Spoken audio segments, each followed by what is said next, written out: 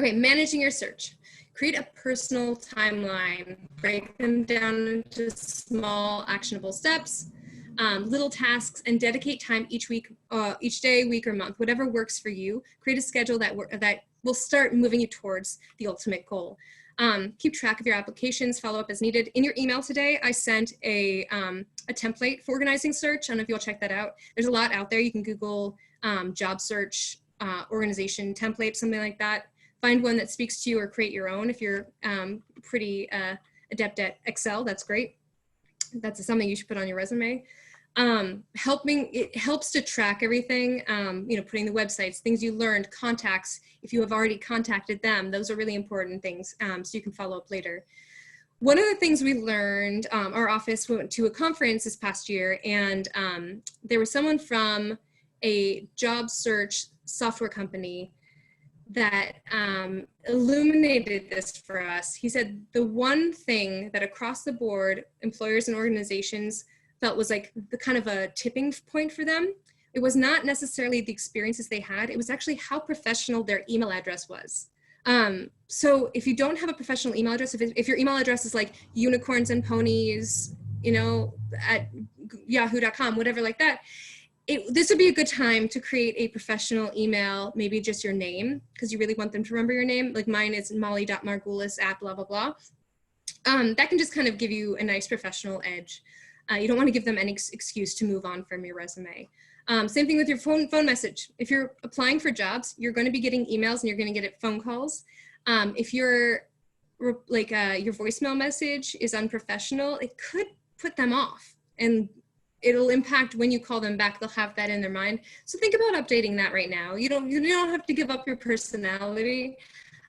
Just think about how employers might react, not knowing you. This is their first introduction to you. What do employers want? Okay, so this is essential.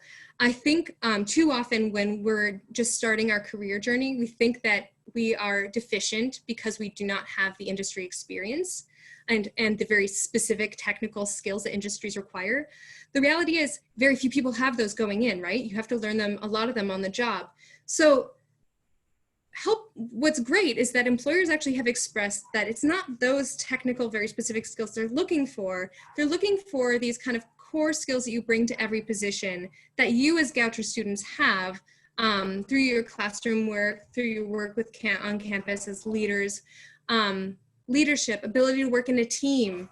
I'm sure all of you had to do really annoying team projects that you might have kind of resented, but you've gained those skills. Problem-solving skills, even if it was an issue with your roommate that you had to resolve. You are building out these internal skills that you're going to bring to every industry that you work in. Flexibility, adaptability. You're demonstrating that right now by having gone online and started learning through online courses and completing this search during a pandemic. Your study abroad experience really, really proves that flexibility and adaptability. And then there's technical skills as well. They want to know that you have the basics at least, right? So Excel, Microsoft Word, Google Docs, all those things. It's worth mentioning because if you don't put it on there, they cannot assume that you have them. So just let them know. Even if you feel like they're the kind of technical skills everyone has, it's better to spell it out so they don't have to ask you. Okay, be prepared to pivot. And we are still seeing all of the slides, right? I have two different screens on my computer, so I'm hoping we're still good. So this one, but there's a pandemic. Let's not ignore that, right? Awesome, thank you, Jenna. just mild panic from my part. There's a pandemic, so things are different, and I don't want to sugarcoat it for you. What I actually found really interesting, I started Googling around because it's like, what is it that students really need to hear right now? I want you to feel hopeful, but it is helpful to kind of gain a perspective of what this has looked like in the past. We haven't had a pandemic in, over 100 years, so let's take that part out. But we have had really troubled economies. I Googled the other day, what does it really look like to graduate into recession? And there were all these articles that popped up from the class of 2008, 2009, 2010 about what their career journeys look like. I think it's really helpful to read those. You need to give yourself grace right now. And I think one of the main things is that we start to picture what we think our career path will look like. And even in the best of times, it rarely looks exactly like what we've planned for so many reasons. You know, either the job market is just flooded with applications, or something comes up from a contact of a contact. There's just a lot of different ways that we kind of are constantly pivoting. Just know that if it doesn't turn out exactly the way you planned over the next couple of years, it's not failure. You're still moving forward, and you need to keep persevering. It might not look exactly like what you were thinking, but you're gaining skills and you're gaining experience, and you're showing that flexibility that you know, your generation alone will have. There are other ways to pursue your plans right now. Even if you can't land a job this summer, there's other ways to keep gaining experiences. So please don't lose hope. And again, please put questions in here, or if you're like, oh no, you're scaring me, feel free to put that in the chat as well. I wanna know. As a 2010 grad, I think we were all just kind of a little bit pessimistic and downtrodden about everything. You know, a lot of us sent out applications and we just never heard anything back. There were a lot of really skilled people in the market looking for jobs, and that was frustrating. That said, we all kept on working and we found jobs, maybe within different industries, maybe it was more cobbling together part-time positions, but we kept on gaining experience, and we are still here standing. We're gonna survive another recession, we're fine, and I promise you, you will be fine as well. Use us as a resource, use your network more than ever. And in the meantime, as you put out job applications, consider doing things like applying for volunteer positions on Catch a Fire. It's a really cool site for short-term volunteer positions. You can search by skill and by industry and stuff like that. So you can keep on gaining these industry skills and putting them on your resume, even if it's maybe not making you money. Another option though is Parker Dewey. Parker Dewey is for paid short-term projects, and they're all remote. So that's a great thing to search right now, because you want to keep moving forward and you want to keep adding to your resume, even if it just is the skills section. So I do suggest taking advantage of those right now. It's also a cool way to kind of dabble in different industries. You know, with your contacts in these different companies, one, you might make a contact that really sticks and can lead to another opportunity. Two, you kind of learn like the personality of the market, of the industry. You're gonna learn a lot from these, even if it is a short-term thing. So I definitely suggest doing those, especially when you're feeling a little bit defeated. These are short-term actionable items. Consider remote experiences. I mean, I put that in here, but it goes without saying, I think very few of us, when we're entering the job force, are like, I want to work remotely. It's a weird introduction to work in the working world. That said, there's a lot of options right now. I suggest taking advantage of this. Again, working remotely is a skill in itself. It shows that you can organize your time. It shows that you can connect even with this kind of video disconnection. So consider that. You will be gaining new skills, and there's a remote search section on our website with new options as well. And we've also updated the kind of general search sites like Indeed and stuff like that to reflect different filters you can use. A lot of them have added ways to filter by remote, so that's pretty cool. Make moves even from home. Follow companies and set up alerts. This is really cool. So if you find, if during your research on these general sites or these industry specific sites, I don't know if any of you are also having trouble talking these days, but I definitely am. You can oftentimes set up alerts. So if you find a position or a company you're interested in, try and find that on the page. If you can like just toggle, set up an alert, you'll get email alerts letting you know if there's any updates and stuff like that. And that's really cool and useful. Get comfortable networking online. This is a great time to do that. Start with Goucher alumni. It doesn't have to be just like complete randos. You might have like a second or third connection to them.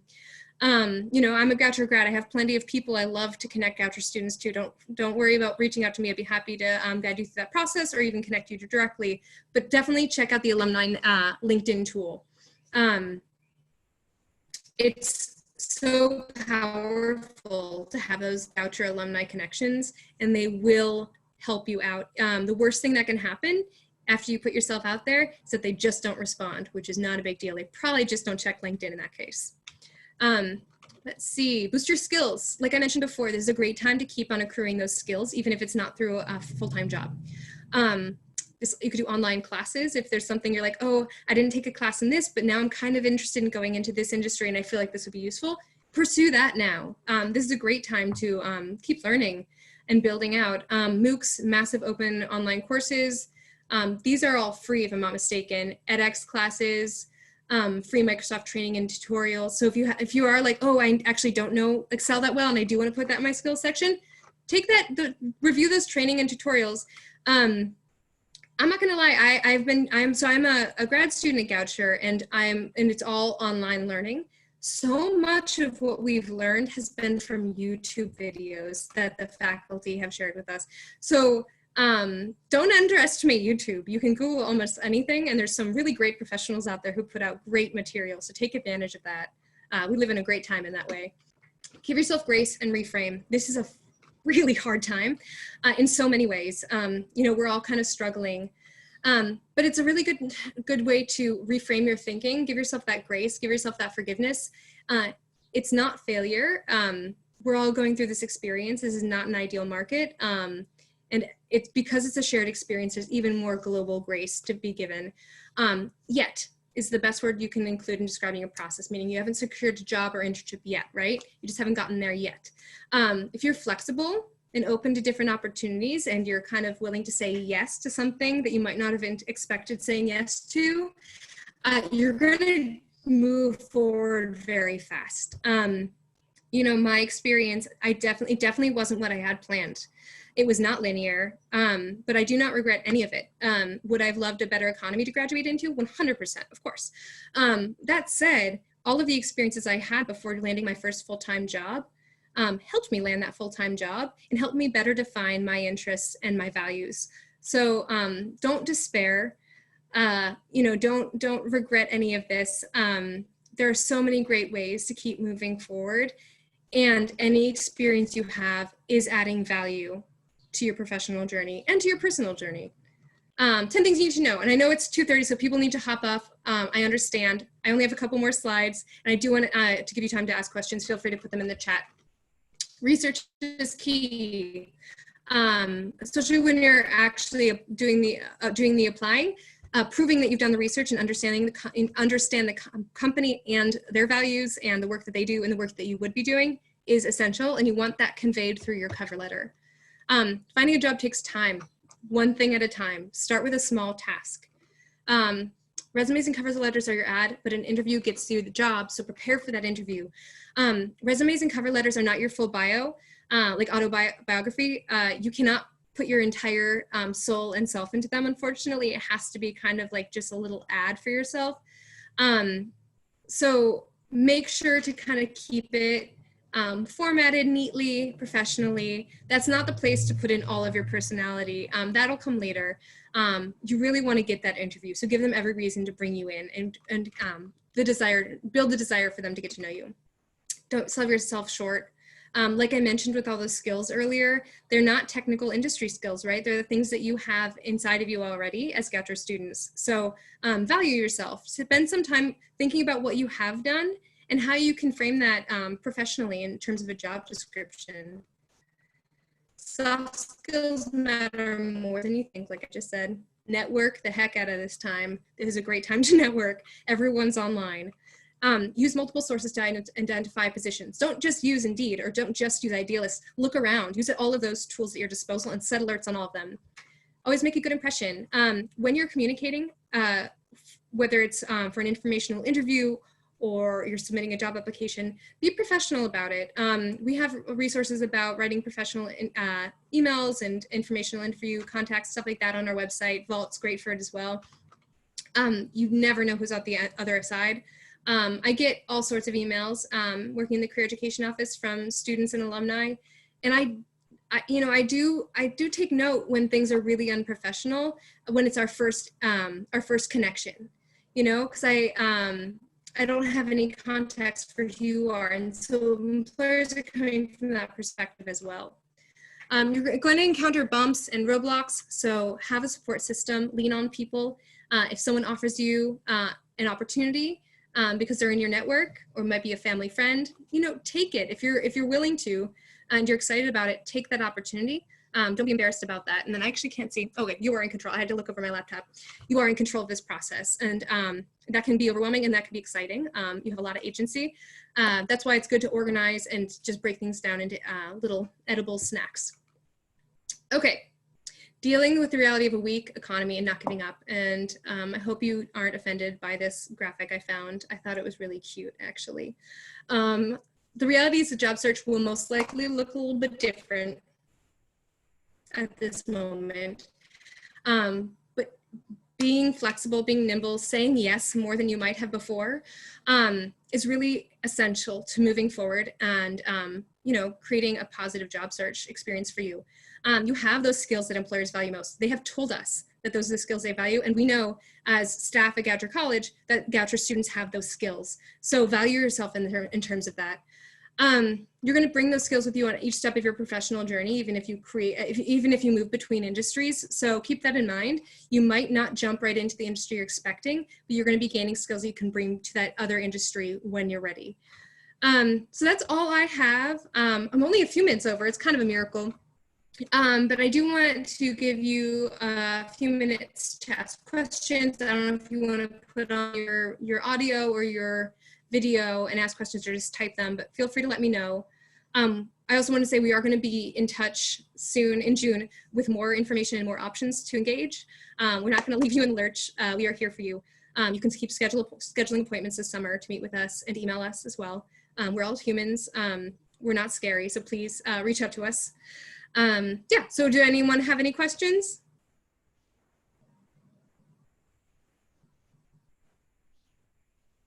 This is the real terrifying part about Zoom is you're just like speaking into the ether. So let me know. All right, I'll give it another few seconds before I give up. Again, this is all going to be online, saved on there on our, you can access it through our website. I'm going to put it on our YouTube channel as well, which is easy enough to find. And as things come up, please reach out to us. We want to be a resource for you. Use your network, use your family, use your friends, use LinkedIn, use alumni. And if anything else comes up, please let me know. I'm going to, let's see, figure out how to stop the recording.